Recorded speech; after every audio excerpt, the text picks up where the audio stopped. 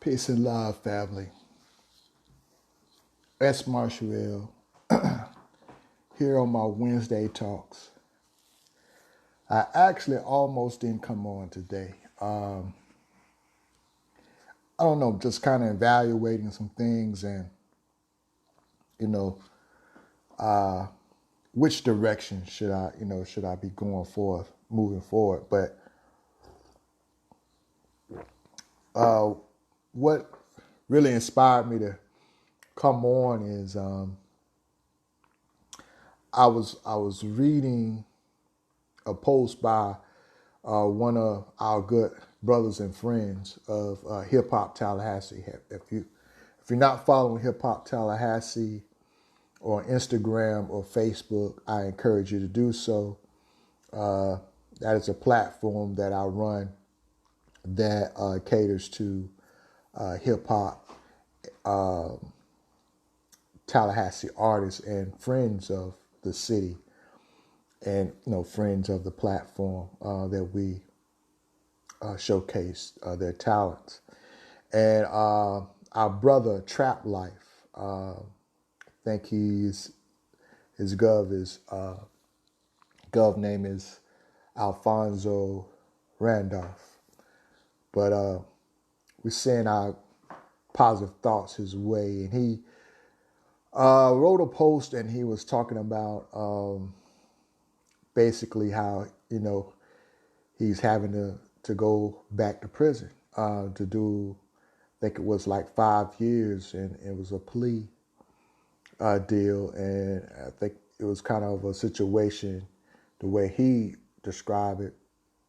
And he says this on his post, so this is nothing like I'm exposing. He exposed it to the public himself, a situation between him and an ex significant other.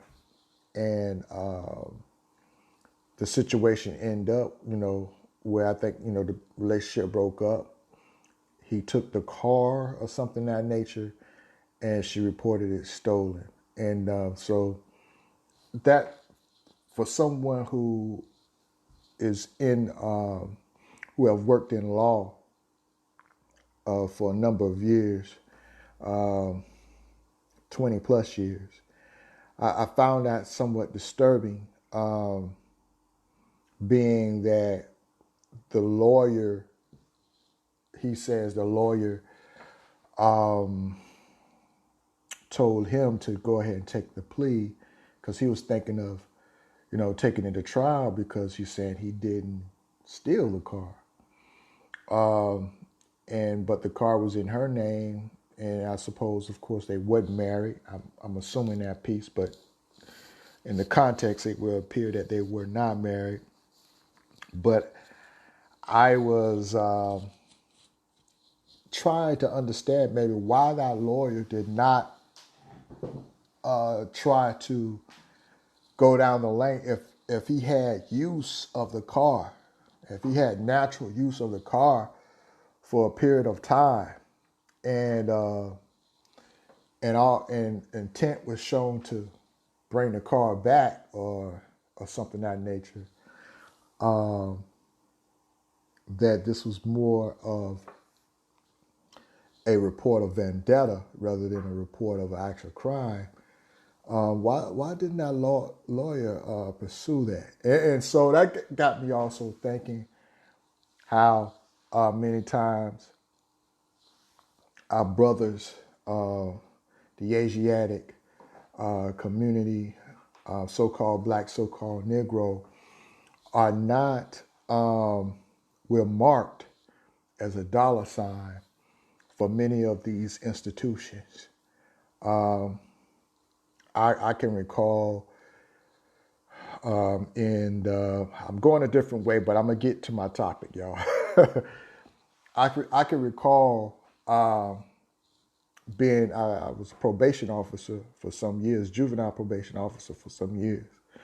And I remember times where these programs would come to the probation offices soliciting candidates for their program so their beds could be filled. And I remember times here in Leon County where Tuesdays is a hot day. Like I think that's kind of like arrangement day, arraignment day if things have not changed. I've been out of the loop a little bit with the juvenile system, but I know my way around. And I remember programs sitting in the bay. It would be like, whether if you had a trial where the jury would sit, just programs sitting over there, writing names. They're just in the event that a case do move to fast with some type of plea or something, or the judge just offhanded say, hey, can y'all take this kid? I think it'd be appropriate for your program. I mean, it was like an auction, an auction going on for beds. And so there is a real economical incentive going on in our courts and in our criminal justice system, which I think is certainly not justice and certainly not fair. And on one point, like, what can you do? It's my position over the years, Moors, that we are a defeated nation. We are a defeated people. So when I see folks who talk, that bang bang, rowdy, type movement, to me over the years, I begin to understand that can only get you so far, and that really it's going to get you to that grave. It's going to get you to that grave because you're dealing with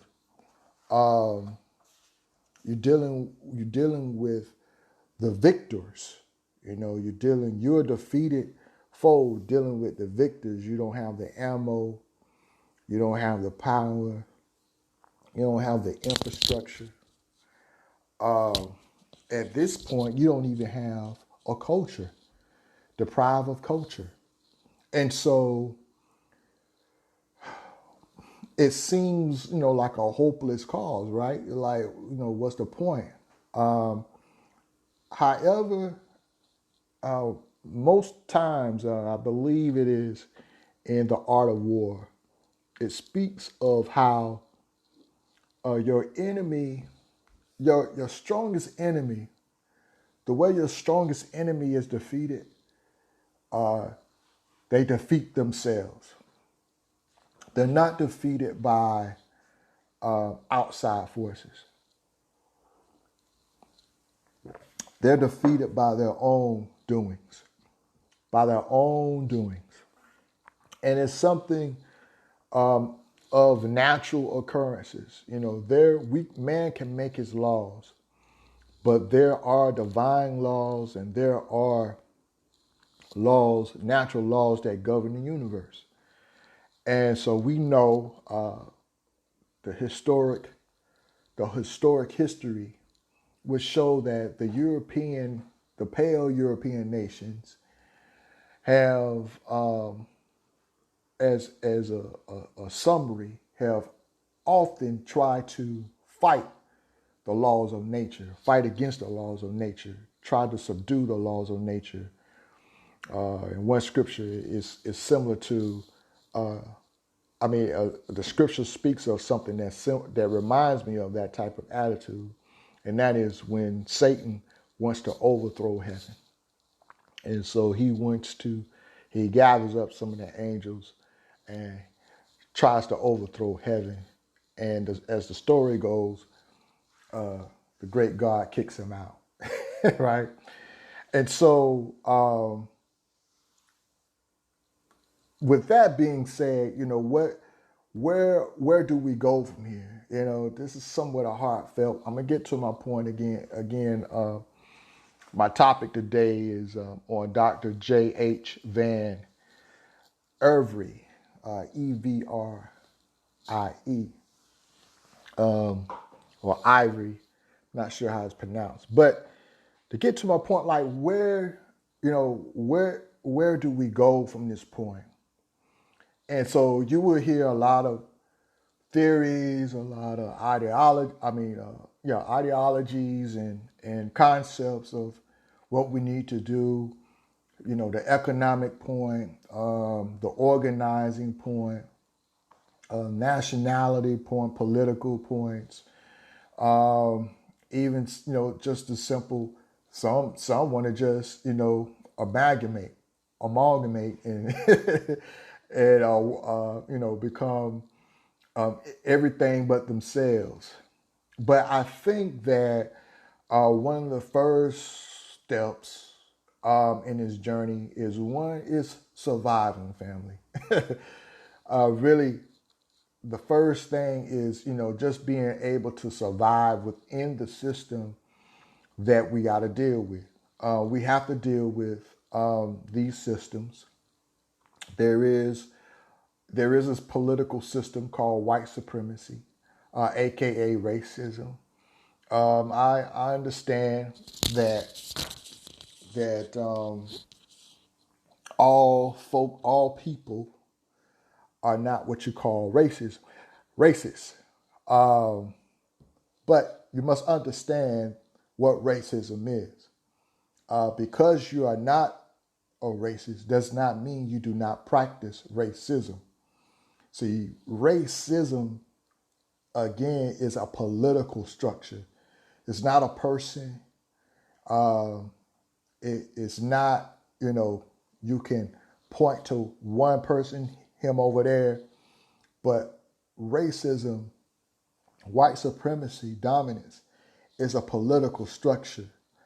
I uh, I liken it to, what's up, cuz Terry?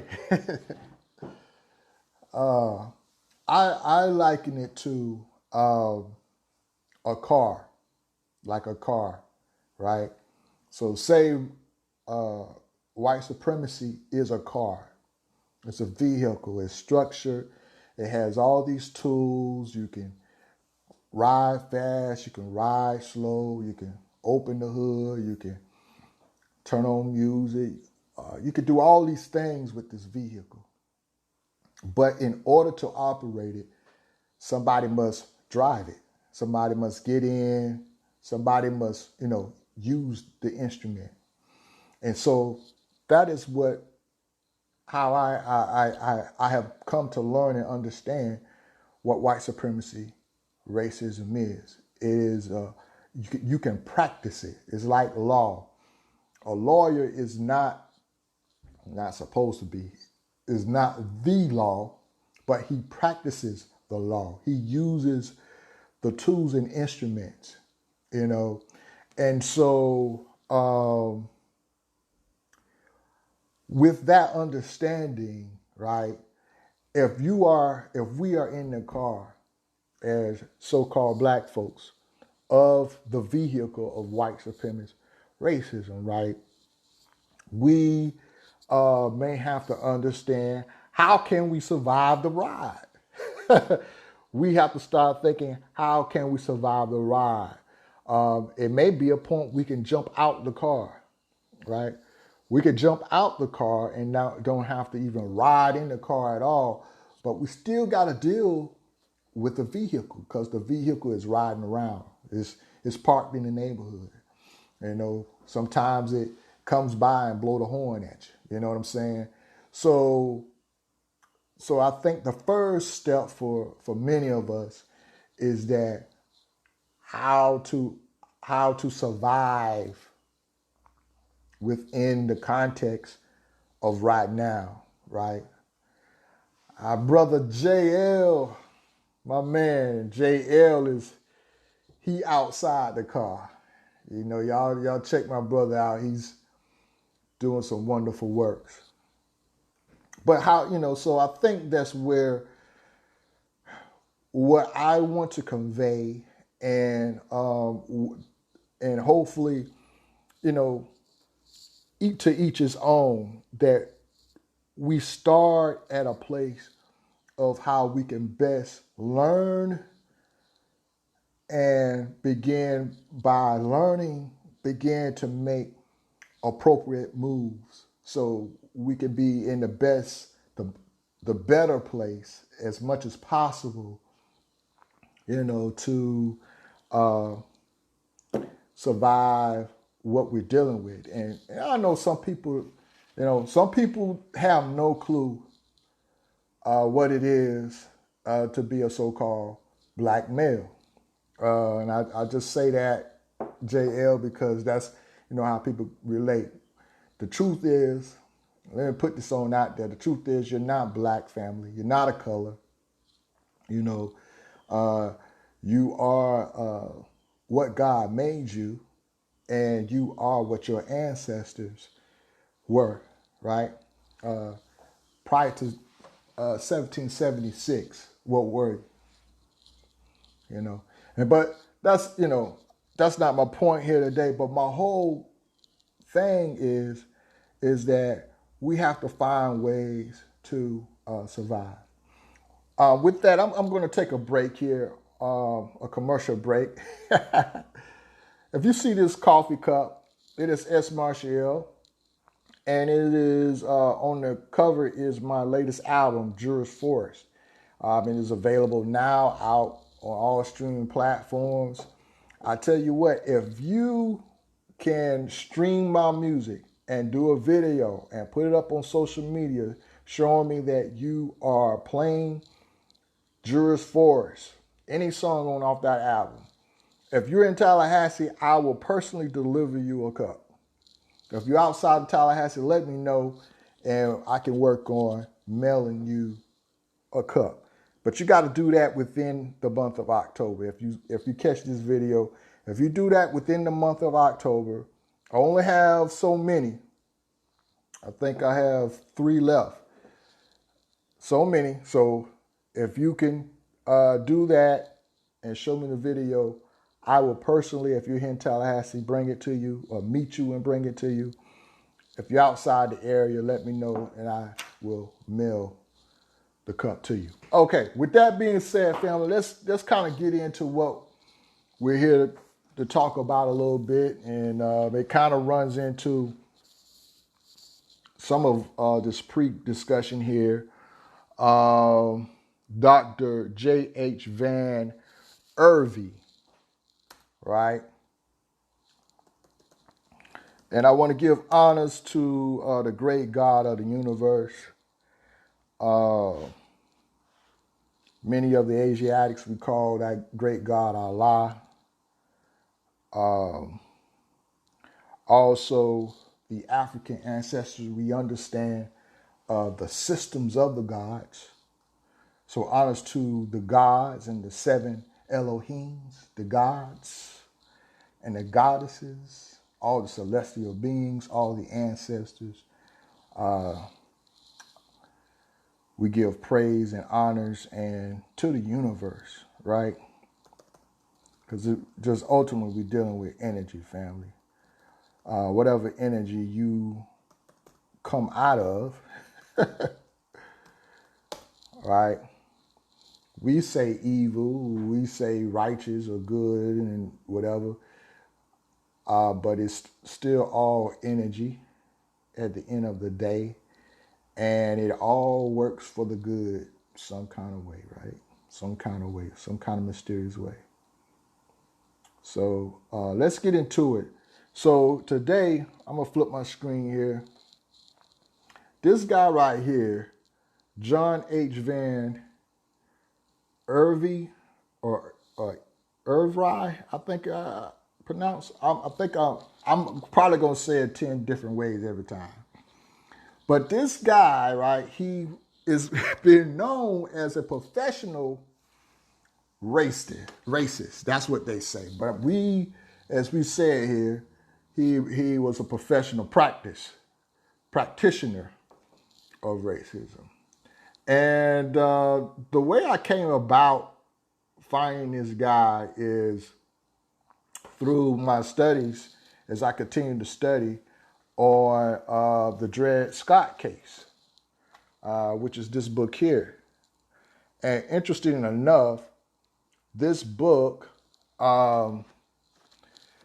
has this guy, has him in the passage of a major passage on, as you try to break down, I'm going to show you, break down Judge Taney's conclusion of the Dred Scott case that went before the Supreme Court. And family, whenever you read names in a book, or there's some emphasis of the writer or who wrote something, if you can, go look up who the person is. So that'll give you an idea as to what you're reading and what context you're reading and what the mind frame of what mindset the writer has. And so interesting enough, I didn't realize, because the way this was reading, this guy was advocating the subjection of Negroes and advocating that they were in fact not to be citizens of the United States. And so when I looked up the guy's name, I was just shocked that, oh, no wonder he's talking like that, because a lot of his facts were not right. But he advocates not just on his advocation was not scientific, but it was more or less, I don't know, just opinionated. At the end of the day, it's economical. But let's read here. But you'll find this man he's considered a scholar, a physician. You feel me? Not just someone backwoods somewhere, ain't got no sense, ain't got no knowledge. But this is supposed to be a well-scholar person, and that a medical doctor. So this is this is something to alarm you that, these ideas and these concepts are out here. And these constructs are out here, family. And that at some point you may come across something where you could begin to understand, you know what? I think I'm dealing with racism here.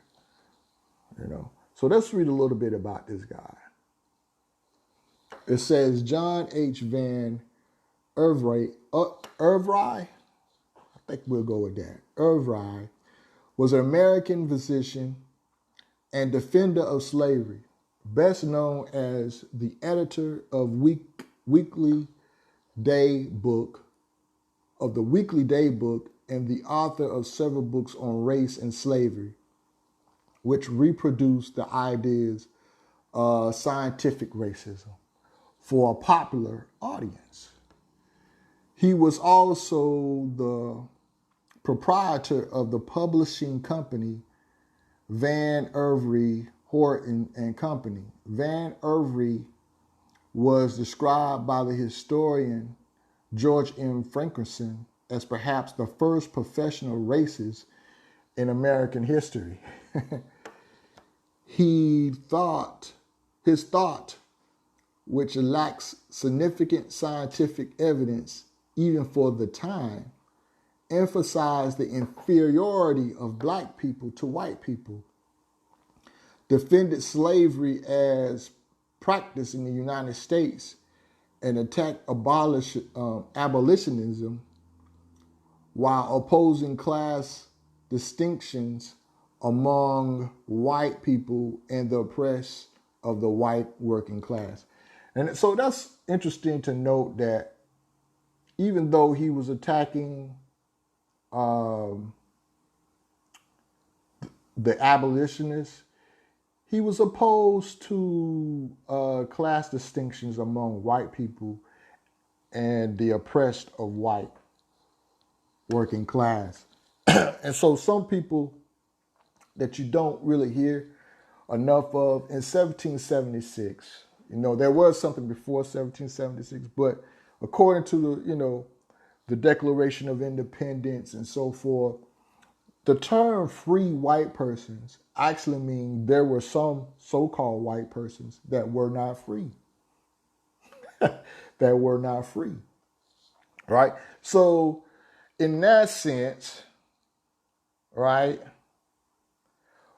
how do you compare what the difference between a free white person and the difference between a non-free white person that are supposedly classified as white? Right? That's a conflict within itself, right? Let's keep reading here. Let's see views. Let's go right here. Van Evrie believed black people were of a separate species from white people. Now, there has been some evidence of that, some scientific evidence of that, and that boundaries between races were absolutely impassable. He brought into line with the Bible's account of humanity's origin by proposing a supernatural imposition of some subsequent period. See Polynesia. He interpreted the Old Testament's account of Adam and Eve as a story of the origins of white people. To all my Christians, are you reading with me? All right. And suggest that black people had their own separate beginnings. After Josh C. Knott developed his theory of polygenesis in the types of mankind, Van Evrie applied them to the debate over slavery in Negroes and Negro slavery. They had been, in his view, and that of not a single creation, but rather multiple creations in different places and of different forms to fit the needs of locality. Similarly, he reinterpreted the Golden Rule, through a racial lens, arguing that one need only treat another as one would like to be treated when the other is of the same race as oneself. Let's read a little bit further. Human skin color, in his view, was inevitable and irreversible, the product of a divine plan. He also believed that this meant that black people were permanently incapable of expressing emotion in the same way as white people. From this belief that black people could not express emotion, he concluded that they must also be unable to experiment emotion to the same degree, as they were considered insufficiently sensitive to attain civilization. He believed that black people were bound to remain enslaved. Not slave, but enslaved. He also argued that black people perceived inability to express emotion was proof of subhuman status. Now, where did he get this from? We want some of the most emotional people. We're some of the most emotional people on the planet Earth. Where did he get that we can't, we don't have can't express emotion? All right. Van Evrie also believed that all black people should,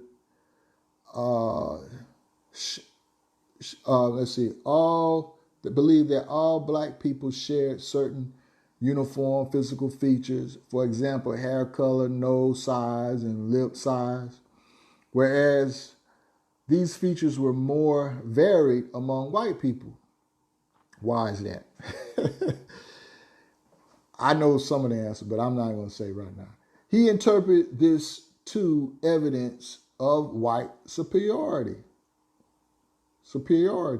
He used evidence from the new field of ethnology, ethno, ethno,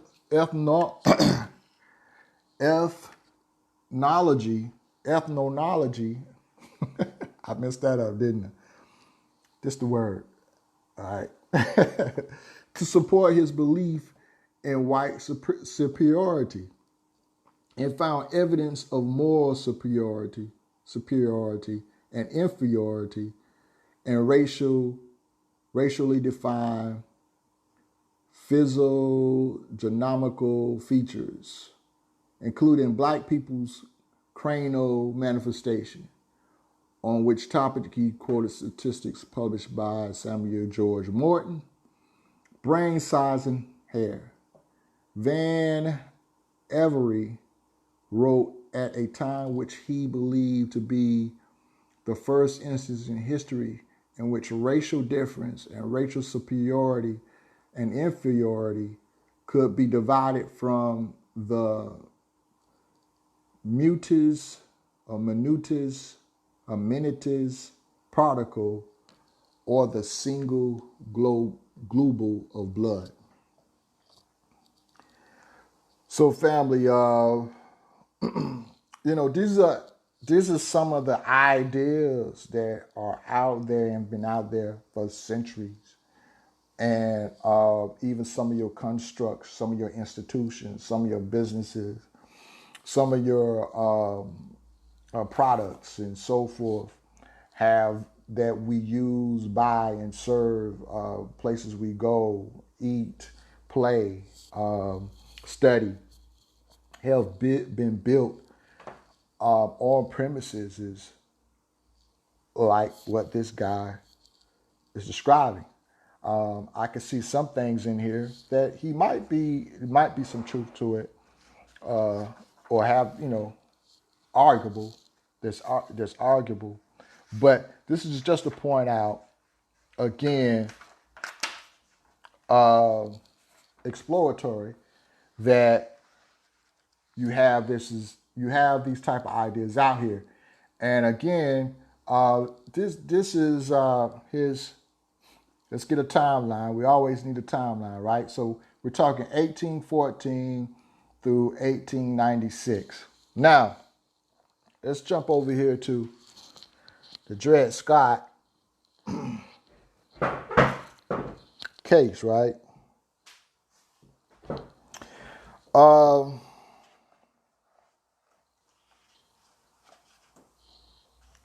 Now, as many of you know, Judge Taney, the chief judge, had concluded that basically that African Americans, so-called black, so-called African Americans, were not citizens of the United States and could never be, right? I'm still trying to study out that whether that was an opinion or whether that was an actual judiciary ordinance. I want to say it was an opinion, and I want to say that's how the case came to that Supreme Court. It was a situation where Dred Scott was trying to advocate that because he crossed lines from a slave state to a non-slave state, and then he crossed back lines to an enslaved state, that now he's free. He's not a slave. And so at that time, states had more of the power, right? States had more of the power, where today it seems like, the federal government has the power, has more of the controlling power. And so the argument was sent to the Supreme Court for an opinion. And see, so the Supreme Court can be asked for their opinion on a case. Now, though it is an opinion in law, right, you can't use an opinion as what you call, what's the term that they use in law?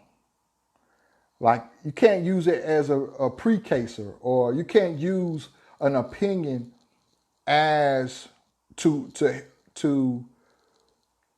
order to move a court to follow the order of another court on the same matter. And I forget the term that they use. However, you can use the opinion to make a strong argument, but the court is not bound to follow an opinion of another court. A court may be bound to follow the ruling of another court. You know, when they're ruling on the same matter and another court has already ruled on that matter, that court is bound to follow in that order. Now, you know, when you're dealing with, you know, the European system, anything can go, anything can change. But that's how it's supposed to go. And I think the word is actually what is called dicta. I think they call it dicta when a judge is giving an opinion on something in a case, rather than an actual verdict or actual ruling. And so I tend to hear many of our brothers and sisters, when they talk about the Dred Scott case, they don't make that emphasis that the Dred Scott case, and the conclusion of the Dred Scott case from the Supreme Court was actually an opinion of the court. It was not an actual ruling of the court. But what I find, family, that in this case, what I find is that you'll find that these Europeans, United States citizens, Europeans, to term it correctly, it goes back and forth with us as being citizens or not citizens. And it really comes down to whatever advantage it is to them, to the ruling class. Whatever advantage it is to the ruling class.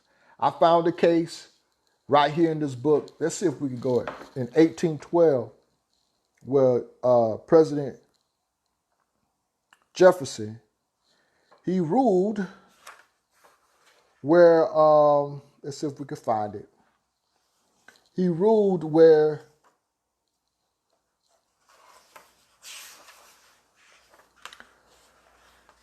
the Negroes were citizens.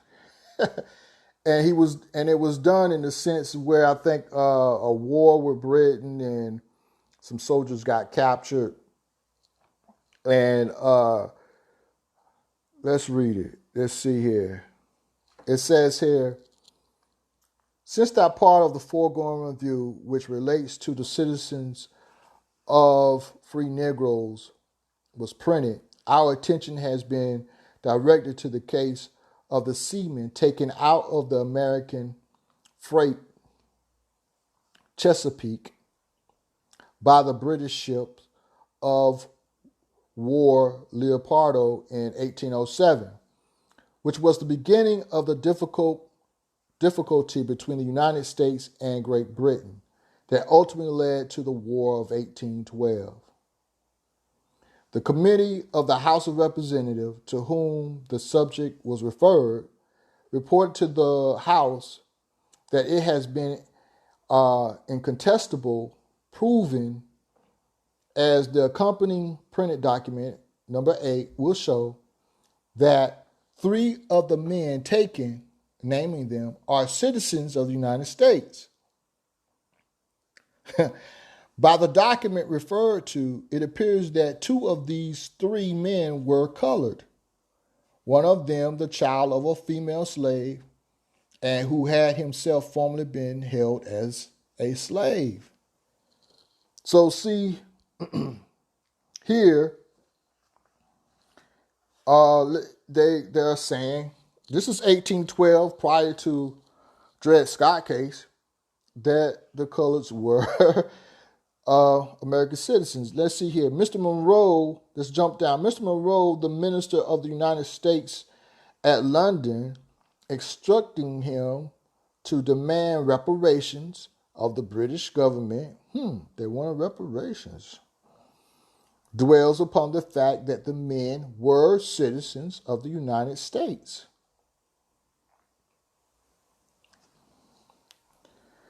So, family, you have this zigzag of this back and forth thing. So here we got a clear point here, 1812, where they were saying that the Negroes were slaves. Now, that do bring in a question again, like, okay, if they was in 1812, what was the conditions of so-called American slaves who were American citizens? It certainly was not. It was certainly a second class, a third class, a fourth class, whatever type of class, type of citizenship. It certainly wasn't on the scale of the social construct in United States as it relates to human rights. It was not the highest tier of white American, free white American, right? So let me see. D Calico, what's up, fam? I just want to show, I want to read, going back to our guy here, Dr. H Van Evrie. If you get some time, look this guy up. I'm going to read. I got to put on my glasses because, peace, God. I want to read here because I just want you to kind of hear and how this guy is advocating the subordinate of the Asiatic people, right? And I'm surprised that it's in this book. I shouldn't be surprised, but I am. All right. So we're going to close in a little bit, but just check out some of the reading here that I'm going to read, family. And I can't show you because the reading is so small and hard to deal with. But here, this is again the physician, right? Dr. Van Evrie. Okay. All these Negroes of their progenitors, all ever brought to America in all the colonies on the continent or in the islands, Spanish, Portuguese, French, and English, were in the same subordinate position and sustained the same slave relation to the whites. And such a thing as the introduction of a free Negro is totally unknown in the history of America.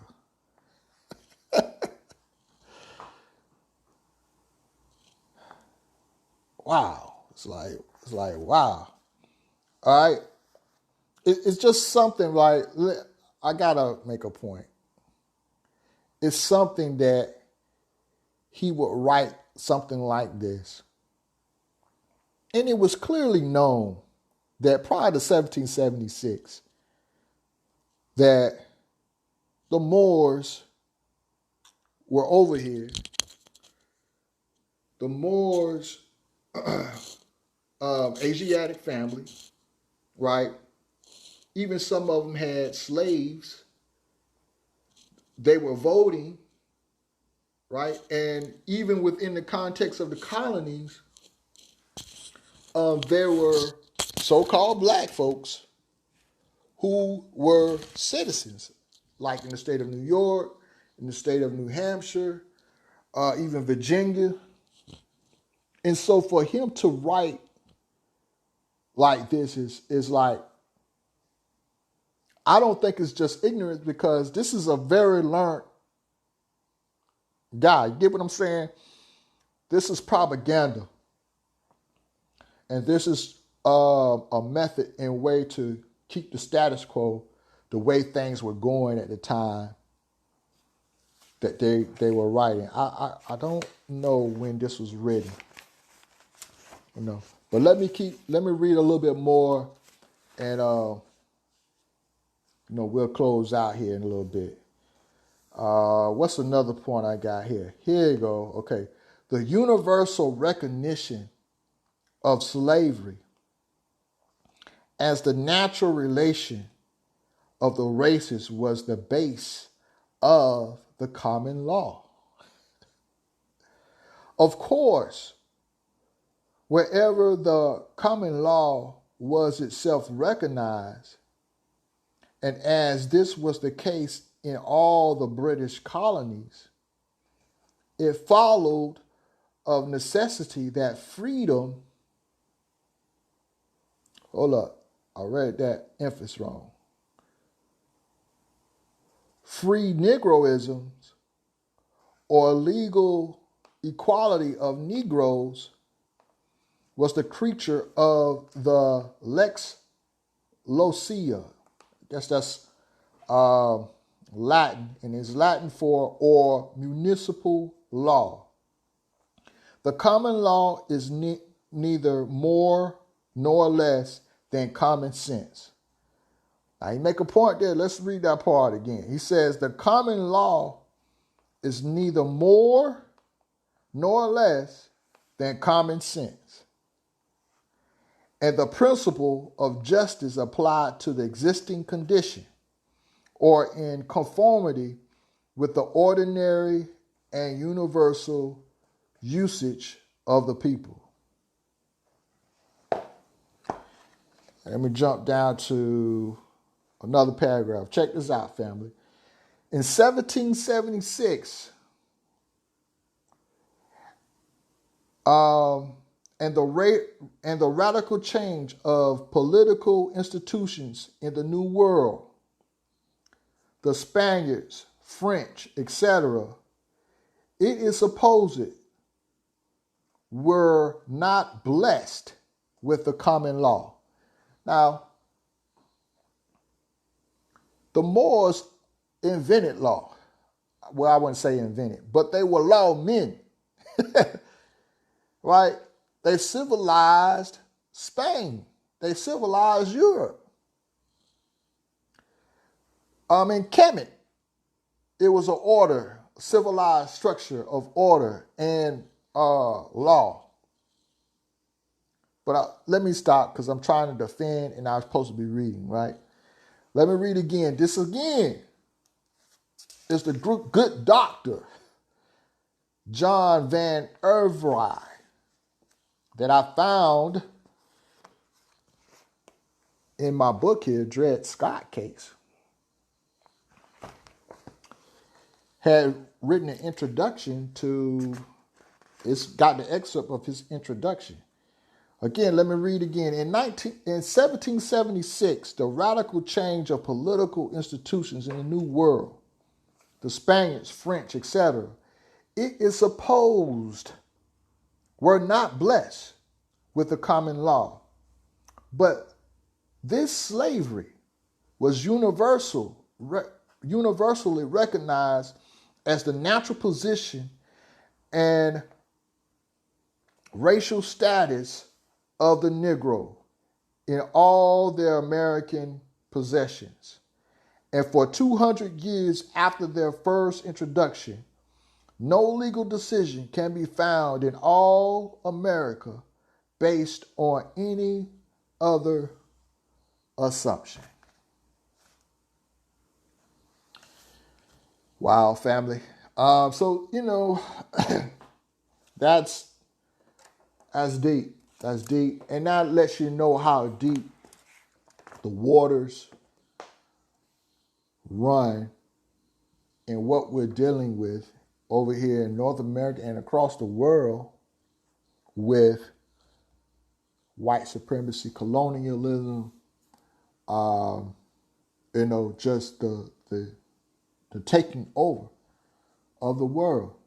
And so within this construction, again, going back to what I concluded earlier in my presentation, we have to find methods and ways to survive, and there are pockets, there are ways within their construction, right, that we can find some remedy, right? We can find some peace. And the downfall of evil is evil itself.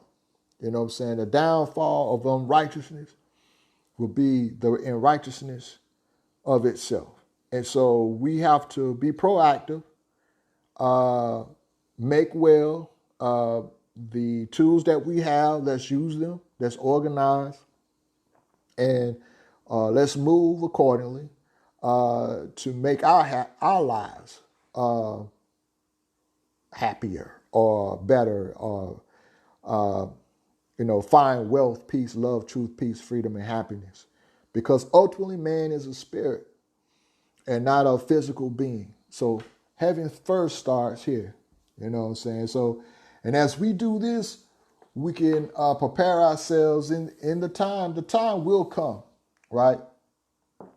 When the Asiatic man will have to raise themselves up, or but take front leadership to heal the world. And so as we prepare, we may not see that time. I may not see that time. But as we prepare our young people to take those reins, the first thing is right now is surviving, surviving today, and just living in peace. Just having having that heaven on earth as much as possible. And as we develop and ascend, some of us are going to have to come back, maybe in this plane, in this realm. But as we develop and as we are old souls, old ancient souls, old spirits coming and going, we on the next round, we'll take it to the next level, right?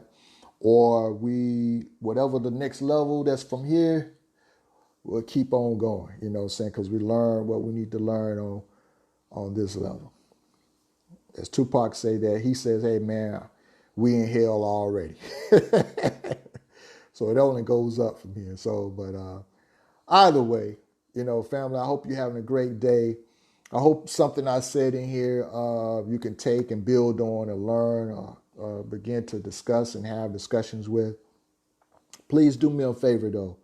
Go by smarshallwill.com and sign up. Put your email in on my site so you can follow me. I'm a music producer / artist as well. Instrumental albums, and sometimes I do a little singing or something like that. But go in, put your email address in there so you can follow me. I have some exciting music I'm working on. The instrumental album called Arts and Crafted, which will be just a crazy showcase of my skills as a musician on just my musical skills, as well as my sampling chops and all that good stuff. It's going to be phenomenal. That's coming. So put your email in there so you can be one of the first to get it. One of the first to get it for free if you're into downloading, or one of the first to stream it.